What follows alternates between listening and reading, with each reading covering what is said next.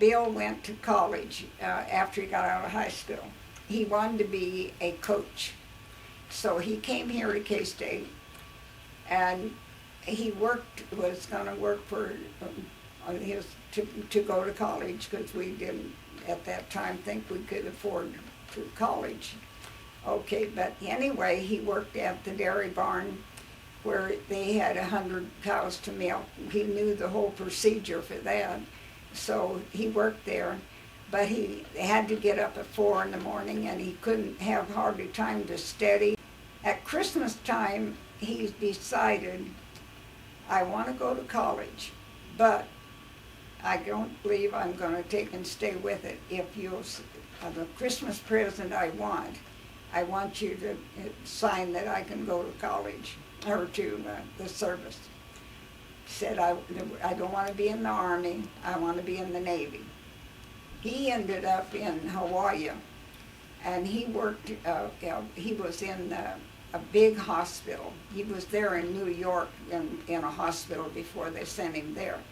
And so he worked in the hospital, and then as time went on, why, he was getting a lot of,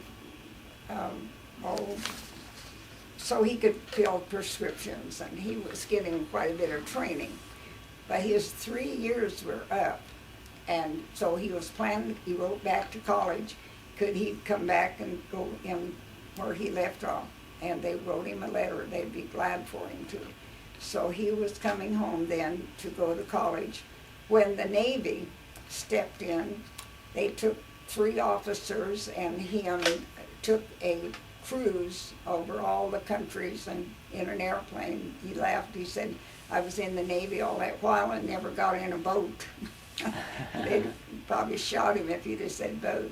So the thing of it was, in the meantime, Larry had already gotten in the Navy, and so they met in Hawaii, and the Navy let him and Larry have 2 weeks together, and they got to, and he had bought a little car, and it was the Metropolitan foreign.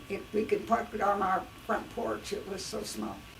They had a wonderful time for those 2 weeks, and so after he then was going to come back, well, then they gave him this trip then with these officers, and they told him that if you will re-up into the Navy, we'll give you, you can go back to the States, to Maine, and you would be studying like for doctoring, but you'd be for pharmacy, and you'll get a doctor's degree, and you can get that from the Navy, and it won't cost you anything.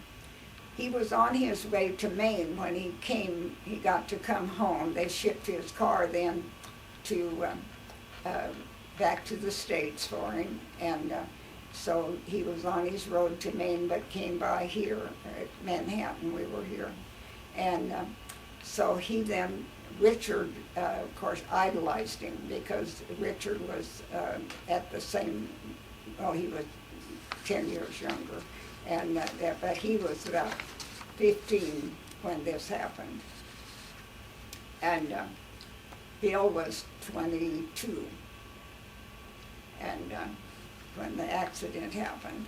Well, anyway, that happened between here and Waterville, and it so happened that Billy didn't make it, and but Richard did, and I was alone. Bud was working on Tuttle Creek, so I was all alone, and I always, when the boys were going out for an evening, I would always fix good things that they liked and have it on table for them when they get home.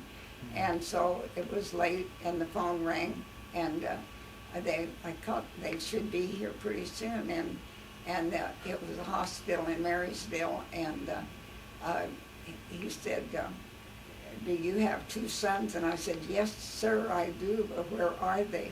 Well, they're here in the hospital. And I said, well, the oldest boy is in the Navy, and he told me if anything ever happened to him, for them to put him in the Army hospital down here. And he said, ma'am, we can't move either one. And so here it's midnight, Bud's working up there at the dam, found Bud on the machine he was running.